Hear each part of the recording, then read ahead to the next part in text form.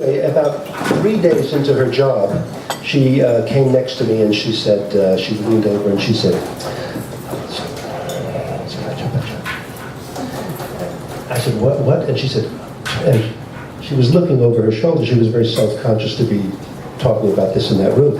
So I said, how about we go in the next room, the little tiny room where the staff eat, and we'll talk about it. So she said, okay, and she came. We went in the other room, and she immediately burst into tears. This is 3 days into the job, and she said, and she started to cry, and she said, last night, my lover died.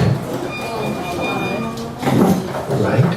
And keep whipping up those potatoes, guys. It's really helping my concentration here.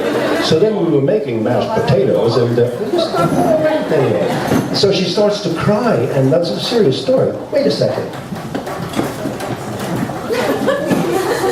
Onegaishimasu. Arigato. Anyway, so she's sitting there, and we're in this very, very small and intimate room, and she starts to cry. And when I say she starts to cry, she's really crying. She's like sobbing, and I get it. Wait, I'm sorry. Excuse me. The boss is talking. You're ruining the dramatic tension. Anyway, I'm sorry. I apologize for that. So she's sobbing, and I get it. It just comes right here. Her lover died last night. She was a divorcee, and I don't know what her private life was like, and you have to stay away from those kind of stories with these people because they're your staff, they're not your friends or relatives. But spontaneously, I take her hand, and I'm holding her hand, and I start to cry because it's palpable. The anguish is palpable. And I said, "Your lover died?" She said, "Yes." And I said, "Oh, what are you doing here? Why are you here today?" She said, "Well, I just started here, and I didn't want to I didn't want to cause any problems or any trouble. So I'm here." I said, "No.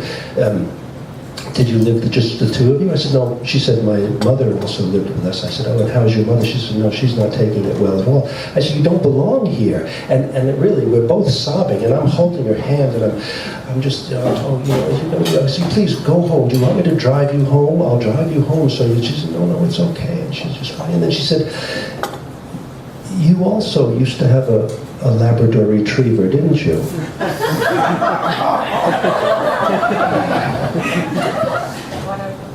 And now I'm holding this woman's hand, and we're crying together, right? So I kind of try to get out of this pickle. And so the mistake was that she had used the word "I can," and I didn't know that word, and I heard "I Jean."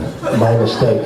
And it was just horrible. And anyway, everything worked out. She left. But actually, I know that was about 2 years ago because I told that story to Phil here, sitting out in front. You remember that? And it was just when it happened. And Phil, the wordsmith, says, "You mistook Rover for Lover." So for Phil, kudos for Phil.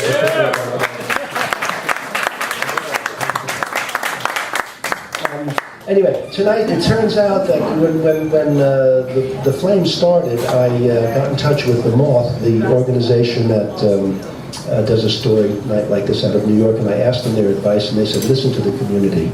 They'll tell you, if you listen well, they'll tell you what you want. And this spoken word night tonight has turned out to be a little more music than spoken word. We have one spoken word thing, and then some music things that are going to happen, and hopefully after that an open mic. So just a minute. The first people up here are an ad hoc musical duo called Corazon Salvajes del Norte, which translate as the feral sweethearts of the North. So I don't know what they're going to do, but I'm very anxious to hear it. That's Drew and Chris. Would you please come up and do it?